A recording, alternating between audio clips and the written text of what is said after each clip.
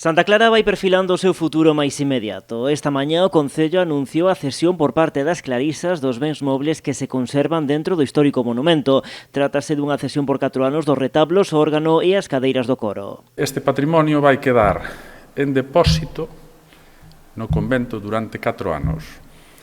A cesión é gratuita, tendo o Concello que garantir o seu bo estado. É unha cesión gratuita, o único que se compromete o Concello é a conservación destes bens mobles. Unha vez superado ese prazo de 4 anos, o Concello podería negociar a súa compra, unha opción que o Goberno local non quere confirmar polo de agora, á espera de facer unha valoración sobre eses bens. E a partir do 4º ano, pois, habería a opción de que o Concello ou se retiran ou o Concello pois intentaría quedarse unha compra, mercalos, ou a entidade que xestione o convento se non o xestiona o Concello.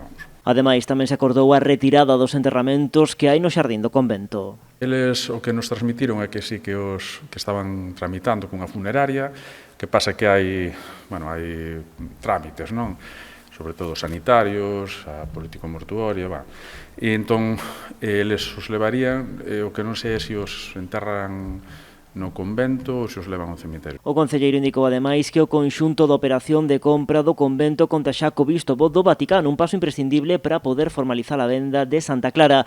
Dende o Goberno local polo de agora non poñen data a asinatura do contrato de compra, aínda que confían que poida materializarse antes de que remate este ano.